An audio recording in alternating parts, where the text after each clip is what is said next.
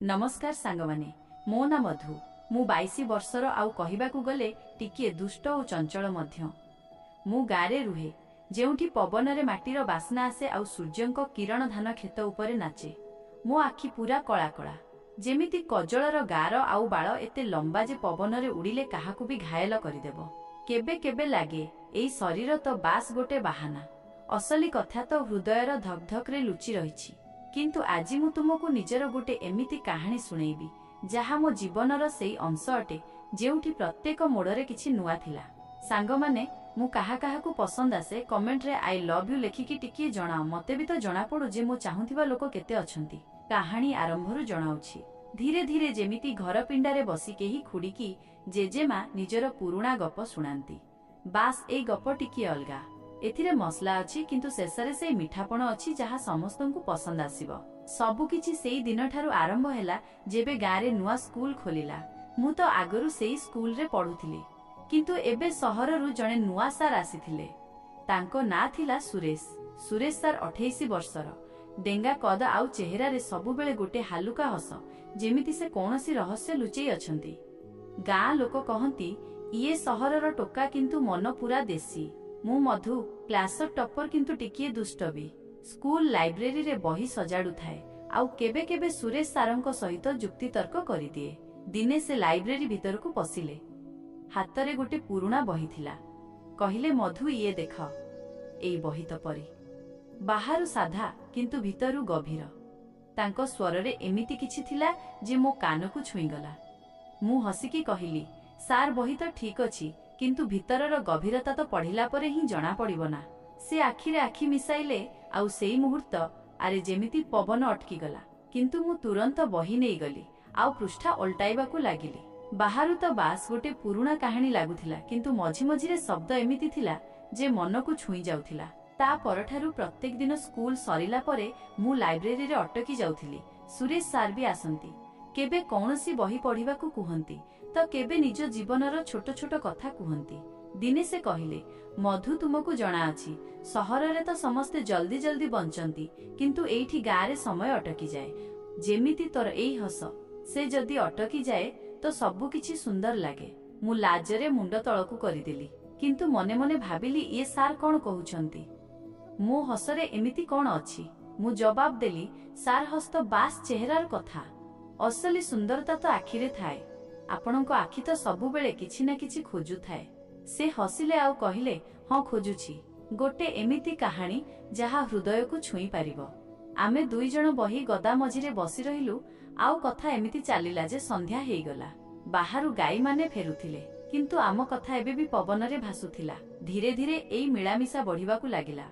गोटे संध्या रे स्कूल पछपटे थिबा बगीचारे जेउठी आंब गछर छाई रे ठंडक मिले, सुरेश सार मते डाकिले। कहिले, मधु आसना गोटे नुआ बही पढ़िबा। मु साढ़ीर पणत ठीक करिगली। से बसिथिले, हातरे गोटे डायरी थिला। इए मो डायरी, से कहिले, किंतु केवल तुमको देखाउछि। मु उत्सुक होई पृष्ठा ओलटाइली। भीतरे कविता थिला, शब्द एमिति जेमिति केही निया लगाई देबो। गोटे कवितारे लेखा थिला, तोर निश्वासर गरम पवन को भी लाजरे पकेई दिए। मु पढ़िली आउ मो चेहरा नाली पड़ीगला। सार इए तो बहुत गभीर। से हसिले, गभीर तो तुमे मधु, एई शब्द गुड़ाक केवल तो पाई ही लेखाइछि। मो छाती जोर रे धक धक हेबाकू लागिला। यार माने कोन? किंतु मु हसिकी कथा टाली देली। सार कवि तो आपण भी हेई गलेनी, किंतु कवितारे तो बास शब्द थाए। असली माने तो पाठक ही बाहर करे। आमे हसिलु, किंतु सेई संध्यारे जेबे मु घर को फेरिली तो मनरे गोटे अजब उत्तेजना थिला। जेमिति किछि हेबाकू जाउछि, बास एबे नुहे। आगुआ किछि दिन स्कूल रे सबु ठीक चलिला, किंतु सुरेश सारंक नजर एबे अधिक अटकीबाकू लागिला। क्लास रे पढ़ेइला बेले केबे मो आडकू देखि अटकी जांती। दिने गणित क्लास रे से कहिले, मधु ए समीकरण को सॉल्व कर। मु बोर्ड रे लेखिली किंतु भूल रे गोटे स्टेप छाड़ी देली। समस्ते हसिले किंतु सार कहिले, नाही मधु एई स्टेप मिस कर नाही। केबे केबे छोट भूल बड़ गड़बड़ करि दिए। तांको स्वर रे एमिति किछि थिला जे क्लास बाहरर कथा भली लागुथिला। संध्यारे लाइब्रेरी रे मु पचारिली, सार सेई समीकरण कोन मो जीवन भली थिला? से पाखकू आसिले, बही सजाडू सजाडू तांको हाथ मो हाथ रे बाजी गला। ଯେମିତି ଦେହରେ ବିଜୁଳି ଦୌଡ଼ିଗଲା। ହଁ, ସେ ଧୀରେ କହିଲେ, ତ ଜୀବନରେ ବି ବାଲାନ୍ସ ଦରକାର, କିନ୍ତୁ କେବେ କେବେ ବାଲାନ୍ସ ବିଗିଡ଼ି ଗଲେ ମଜା ଆସେ। ମୁଁ ନଜର ତଳକୁ କରିଦେଲି, କିନ୍ତୁ ମନରେ ଭାବିଲି ଇଏ ସୁରେଶ ସାର୍ କ'ଣ ଖେଳ ଖେଳୁଛନ୍ତି। ଟିକିଏ ଡର ଲାଗିଲା, ଟିକିଏ ରୋମାଞ୍ଚ ବି। ଘର ଯାଇ ମୁଁ ମୋ ସାଙ୍ଗ ମୀରାକୁ କହିଲି ବିନା ନାଁ ନେଇ, କିଛି ଏମିତି ହେଉଛି ଯେମିତି କୌଣସି ବହିର କାହାଣୀ ସତ ହେଉଛି। ମୀରା ହସିଲା, କହିଲା, ଆଲୋ ମଧୁ, ତୁ ତ ସବୁବେଳେ ସପନରେ ହଜିକି ରହୁଛୁ। ସମୟ ବିତିଗଲା, ଆଉ ଆମ କଥା ଗଭୀର ହେବାକୁ ଲାଗିଲା। ଦିନେ ସ୍କୁଲର ବାର୍ଷିକ ଉତ୍ସବର ପ୍ରସ୍ତୁତି ଚାଲିଥିଲା। ମୁଁ ନାଟକରେ ମୁଖ୍ୟ ଭୂମିକା କରୁଥିଲି, ଗୋଟେ ଗାଁ ଝିଅର ଭୂମିକା ଯେ ସହରର ଟୋକାକୁ ଭେଟେ। ସୁରେଶ ସାର୍ ଡାଇରେକ୍ଟର ଥିଲେ। ରିହର୍ସାଲ ବେଳେ ଷ୍ଟେଜରେ ସିନ୍ ଥିଲା ଯେଉଁଠି ମୋର ଚରିତ୍ର କହୁଛି, ତୁମ କଥା ମୋ ମନକୁ ଛୁଇଁଯାଏ, କିନ୍ତୁ ଡର ଲାଗେ କି କାଳେ ଏଇ ସପନ ଭାଙ୍ଗିଯିବ। ସୁରେଶ ସାର୍ ନିଜ ଡାଇଲଗ ଦେଲେ, ସପନ ତେବେ ହିଁ ଭାଙ୍ଗେ ଯେବେ ଆମେ ତାକୁ ଧରିବାକୁ ଚେଷ୍ଟା କରୁ। ଛାଡ଼ିଦିଅ, ତାକୁ ବହିବାକୁ ଦିଅ। ରିହର୍ସାଲ ସରିଲା ପରେ ଷ୍ଟେଜରେ ହିଁ ଆମେ ଦୁଇଜଣ ରହିଗଲୁ। ଲାଇଟ୍ସ ଡିମ୍ ଥିଲା। ବାହାରୁ ଗାଁର ଯାତ୍ରାର ଶବ୍ଦ ଶୁଭା ଯାଉଥିଲା, ଢୋଲ ବାଜୁଥିଲା। ସାର୍ କହିଲେ, ମଧୁ, ଏଇ ସିନ୍ ତ ଉପରେ ବହୁତ ସୁହାଉଛି, ଯେମିତି ସତ। ମୁଁ କହିଲି, ସାର୍ ସତ ତ ଅଛି, କିନ୍ତୁ ଏଇ ରୋଲ, ୟାର ଅନ୍ତତ ଖୁସିରେ ହେଉଛି ନା?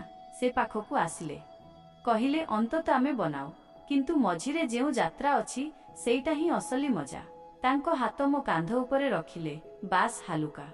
ମୁଁ ଶିହରି ଉଠିଲି। କ'ଣ ଇଏ? କିନ୍ତୁ ସେତିକି ବେଳେ କୌଣସି ଷ୍ଟାଫ୍ ଆସିଗଲେ, ଆଉ ଆମେ ଅଲଗା ହେଇଗଲୁ। ମନରେ ପ୍ରଶ୍ନ ଘୁରି ବୁଲିଲା, ଆଗକୁ କ'ଣ ହେବ? ରିହର୍ସାଲ ଦିନମାନଙ୍କରେ ପ୍ରତ୍ୟେକ ସନ୍ଧ୍ୟାରେ ଏମିତି ହିଁ କିଛି ହୁଏ। କେବେ ଡାଇଲଗ ପ୍ରାକ୍ଟିସ୍, ତ କେବେ କଷ୍ଟ୍ୟୁମ୍ ପିନ୍ଧିବା। ଦିନେ ରିହର୍ସାଲ ମଝିରେ ମୋ ଶାଢ଼ୀର ହୁକ୍ ଖୋଲିଗଲା। ସମସ୍ତଙ୍କ ଆଗରେ ନୁହେଁ, ବାସ୍ ସାରଙ୍କ ଆଗରେ। ମୁଁ ଶୀଘ୍ର ଠିକ୍ କରିଦେଲି, କିନ୍ତୁ ସାରଙ୍କ ନଜର ସେଇଟା ଦେଖି ସାରିଥିଲା। ମଧୁ, ସାବଧାନ ରୁହ, ସେ କହିଲେ, କିନ୍ତୁ ତାଙ୍କ ସ୍ୱରରେ ହସ ଥିଲା। ସନ୍ଧ୍ୟାରେ ଯେବେ ସମସ୍ତେ ପଳେଇଲେ, ସାର୍ କହିଲେ, ତୋର ଏଇ ଶାଢ଼ୀ ଗାର ମାଟିରେ ମାଖିଲା ଭଳି ଲାଗୁଛି, କିନ୍ତୁ ସହରର ଚମକ ବି ଯୋଡ଼ିଦେଲେ କମାଲ ହେଇଯିବ। ମୁଁ ଲାଜରେ କହିଲି, ସାର୍, ଚମକ ତ ବାହାରର ଜିନିଷ, ଅସଲି ତ ଭିତରେ ଥାଏ। ଆପଣ ତ ସହରରୁ ଆସିଛ, ଶିଖାନା। ସେ ହସିଲେ, ଶିଖେଇବି, କିନ୍ତୁ ଧୀରେ ଧୀରେ, ଜଲ୍ଦିରେ ମଜା କେଉଁଠି? ଆମେ ହସିଲୁ, କିନ୍ତୁ ସେଇ ରାତି ମୁଁ ବିଛଣାରେ ଶୋଇ ଭାବୁଥିଲି କି ଏଇ ଧୀରେ ଧୀରେର ମାନେ କ'ଣ? ଟିକିଏ ଡର, ଟିକିଏ ଉତ୍ସାହ। ଗାଁର ରାତି ଶାନ୍ତ ଥାଏ, କିନ୍ତୁ ମୋ ମନରେ ଏଇ ତୁଫାନ ଥିଲା। ମେଳା ଆସିଗଲା। ଗାଁର ବାର୍ଷିକ ଯାତ୍ରା, ଯେଉଁଠି ଦୋଳି ଲାଗେ, ଚାଟ୍ ପକୋଡ଼ି ବିକ୍ରି ହୁଏ, ଆଉ ଲୋକ ନାଚ ଗୀତ କରନ୍ତି। ନାଟକର ମଞ୍ଚନ ଥିଲା। ଷ୍ଟେଜରେ ମୁଁ ନୀଳ ରଙ୍ଗର ଶାଢ଼ୀ ପିନ୍ଧି ସୁରେଶ ସାରଙ୍କ ଆଗରେ ଠିଆ ହୋଇଥିଲି। ସିନ୍ ଚାଲୁଥିବା ବେଳେ ଡାଇଲଗ କହିଲି, ତୁମର ଏଇ ନଜର ମୋତେ ବ୍ୟାକୁଳ କରିଦେଉଛି। ସାର୍ ଜବାବ ଦେଲେ, ବ୍ୟାକୁଳତା ହିଁ ତ ପ୍ରେମର ପ୍ରଥମ ସିଢ଼ି। ତାଳି ବାଜିଲା। ଶୋ ସରିଲା ପରେ ବ୍ୟାକ୍ ଷ୍ଟେଜରେ ସାର୍ ଆସିଲେ, ହାତରେ ଫୁଲ ତୋଡ଼ା ଧରି। କହିଲେ, ମଧୁ, କମାଲ କରିଦେଲୁ। ତାଙ୍କ ହାତ ମୋ ହାତରେ ଫୁଲ ଦେଲା ବେଳେ ଅଟକିଗଲା। ଉଷ୍ମ ଅନୁଭବ ହେଲା। ମୁଁ କହିଲି, ସାର୍, ଇଏ ଥ୍ୟାଙ୍କ ୟୁ। କିନ୍ତୁ ଆଖିରେ କିଛି ଥିଲା। ବାହାରେ ମେଳା ଚାଲିଥିଲା, କିନ୍ତୁ ଆମେ ବ୍ୟାକ୍ ଷ୍ଟେଜରେ ଠିଆ ହୋଇଥିଲୁ ଯେମିତି ଦୁନିଆ ଅଟକି ଯାଇଛି। ସାର୍ କହିଲେ, ଚାଲ ମେଳା ବୁଲିବା। ଆମେ ବୁଲିଲୁ, ଚାଟ୍ ଖାଇଲୁ, ଦୋଳିରେ ଝୁଲିଲୁ, କିନ୍ତୁ ମଝିରେ ନିର୍ଜନ ସ୍ଥାନରେ ସାର୍ କହିଲେ, ମଧୁ, ତୁମକୁ ଲାଗୁଛି ଇଏ ସବୁ ସପନ? ମୁଁ କହିଲି, ନା ସାର୍, କିନ୍ତୁ ସପନ ଭଳି ଲାଗୁଛି, କାଳେ ଭାଙ୍ଗି ନଯାଉ। ସେ ହସିଲେ, ଭାଙ୍ଗିବ ନାହିଁ, ବାସ୍ ଗଭୀର ହେବ। ରାତି ସାରା ମନରେ ସେଇ କଥା ଘୁରି ବୁଲିଲା। ଘରକୁ ଫେରି ମା ପଚାରିଲା, କ'ଣ ହେଲା ଝିଅ, ମୁହଁ ନାଲି କାହିଁକି? ମୁଁ ହସିକି କଥା ଟାଳିଦେଲି। ମେଳା ପରେ ଦିନ ସାମାନ୍ୟ ହେଇଗଲା, କିନ୍ତୁ ଆମ ଘନିଷ୍ଠତା ବଢ଼ିଲା। ସ୍କୁଲ ପରେ କେବେ ବଗିଚାରେ ବସି କଥା ହେଉ। ଦିନେ ସାର୍ ନିଜ ସାଇକେଲରେ ମୋତେ ଘର ଛାଡ଼ିଲେ। ଗାଁର କଚ୍ଚା ରାସ୍ତାରେ ପବନ ମୋ ବାଳକୁ ଉଡ଼ାଉଥିଲା। ମଧୁ, ଇଏ ରାସ୍ତା ଯେମିତି ଆମ କାହାଣୀ, ବଙ୍କା ଟେଢ଼ା, କିନ୍ତୁ ମଞ୍ଜିଲ ଯାଏ ପହଞ୍ଚାଇବ। ମୁଁ ପଛରେ ବସି ତାଙ୍କ କାନ୍ଧକୁ ଛୁଇଁକି ଥିଲି। ହଁ ସାର୍, କିନ୍ତୁ ରାସ୍ତାରେ ପଥର ତ ଅଛି। ସେ ପଛକୁ ବୁଲି ଦେଖିଲେ, କହିଲେ, ସେ ପଥର ହିଁ ତ ରାସ୍ତାକୁ ଚମକ ଦିଏ। ଘର ପାଖରେ ପହଞ୍ଚି ଯେବେ ଓହ୍ଲେଇଲି ତ ଗୋଡ଼ ଖସିଗଲା। ସାର୍ ମୋତେ ଧରିନେଲେ। ସେ ସ୍ପର୍ଶ ବହୁତ ସମୟ ଯାଏଁ ଅନୁଭବ ହେଲା। ରାତିରେ ମୁଁ ଡାଏରୀରେ ଲେଖିଲି, ଆଜି କିଛି ହେଲା ବା ହେବାକୁ ଯାଉଛି। ସମୟ ଆଉ ବିତିଲା। ଏବେ ସୁରେଶ ସାର୍ ଘରକୁ ଆସିବାକୁ ଲାଗିଲେ। ବାପା ମାଙ୍କୁ କହନ୍ତି ମଧୁର ପଢ଼ିବା ଉପରେ ନଜର ରଖିବାକୁ ହେବ, କିନ୍ତୁ କଥା ଆମର ଅଲଗା। ଗୋଟେ ସନ୍ଧ୍ୟାରେ ଘର ପିଣ୍ଡାରେ ଚା ପିଉ ପିଉ ମା ଭିତରେ ଥିଲେ। ସାର୍ ଧୀରେ କହିଲେ, ମଧୁ, ତୋର ଚାରେ ମିଠାପଣ ଅଛି, ଯେମିତି ତ କଥାରେ। ମୁଁ କହିଲି, ସାର୍ ମିଠାପଣ ତ ଚିନିର ଥାଏ, କିନ୍ତୁ କେବେ କେବେ ଲୁଣ ପକେଇଦେଲେ ସ୍ୱାଦ ବଦଳିଯାଏ। ସେ ହସିଲେ, ଲୁଣ ପକେଇବି? ଆଖିରେ ଦୁଷ୍ଟାମି ଥିଲା। ମା ଆସିଲେ ତ କଥା ବଦଳିଗଲା, କିନ୍ତୁ ସେଇ ମୁହୂର୍ତ୍ତ ମନରେ ବସିଗଲା। ଧୀରେ ଧୀରେ ଇଏ ମିଳାମିଶା ସାଧାରଣ ହେଇଗଲା। କେବେ ସ୍କୁଲ ବହି ନେଇ, କେବେ ବସ୍ ଗପ କରିବୁ, କିନ୍ତୁ ପ୍ରତ୍ୟେକ ଥର ଶବ୍ଦରେ ସେଇ ଦୁଇ ଅର୍ଥକମାନେ ଥାଏ। ଯେମିତି ତ ଆଖି ମତେ ଶୋଇବାକୁ ଦିଏ ନା, କିମ୍ବା ତୋର ସ୍ପର୍ଶ ପବନକୁ ବି ଗରମ କରିଦିଏ। ମନରେ ସସ୍ପେନ୍ସ ବଢିବାକୁ ଲାଗିଲା। କେବେ ହେବ ସେଇ କଥା? କିନ୍ତୁ କିଛି ହୁଏ ନାହିଁ। ବାସ୍ କଥା, ନଜର ଆଉ ହାଲୁକା ସ୍ପର୍ଶ। ଦିନେ ବଡ଼ମୋଡ଼ ଆସିଲା। ଗାଁରେ ନୂଆ ପ୍ରୋଜେକ୍ଟ ଆସିଲା। ଗୋଟେ ଛୋଟ ଲାଇବ୍ରେରୀ ଏକ୍ସଟେନସନ। ସୁରେଶ ସାରଙ୍କୁ ଇନଚାର୍ଜ କରାଗଲା। ମୁଁ ସାହାଯ୍ୟ କରୁଥିଲି, ବହି ସଜାଡ଼ି ରାକ୍ ଲଗେଇ। ଗୋଟେ ଦୁଇ ପ୍ରହରରେ କେବଳ ଆମେ ଦୁଇ ଜଣ ଥିଲୁ। ସାର୍ ଉପର ରାକ୍ରେ ବହି ରଖୁଥିଲେ, ମୁଁ ତଳେ ଧରିଥିଲି। ତାଙ୍କ ହାତ ଖସିଗଲା, ବହି ପଡ଼ିବାକୁ ଯାଉଥିଲା। ମୁଁ ଧରିଲି, କିନ୍ତୁ ସାର୍ ପଡ଼ିଗଲେ ହାଲୁକା ଭାବେ ମୋ ଆଡ଼କୁ। ଆମେ ଦୁଇ ଜଣ ତଳେ, ମୁହଁ ପାଖାପାଖି, ନିଶ୍ୱାସ ମିଶୁଥିଲା। ସରି ମଧୁ, ସେ କହିଲେ, କିନ୍ତୁ ଉଠିଲେ ନାହିଁ। ତୁରନ୍ତ ମୁଁ କିଛି କହିପାରିଲି ନାହିଁ। ସେ ଉଠିଲେ, ଧୂଳି ଝାଡ଼ିଲେ। ରାକ୍ ମଜବୁତ। ହସିଲେ, କିନ୍ତୁ ସେଇ ମୁହୂର୍ତ୍ତ ଯେମିତି ନିଆଁ ଲଗାଇଦେଲା। ସନ୍ଧ୍ୟାରେ ଯେବେ କାମ ସରିଲା, ସାର୍ କହିଲେ, ମଧୁ, ଆଜିର ଦିନ ମନେ ରହିବ। ମୁଁ ମୁଣ୍ଡ ଟୁଙ୍ଗାରିଲି। ଘରକୁ ଫେରି ଆଖିରେ ଲୁହ ଆସିଗଲା। ଖୁସିର, ଡରର, ଆଉ କିଛି ଅଲଗା। ପୁଣି ଦିନ ବିତିଲା। ଆମ କଥା ଏବେ ଆହୁରି ଗଭୀର।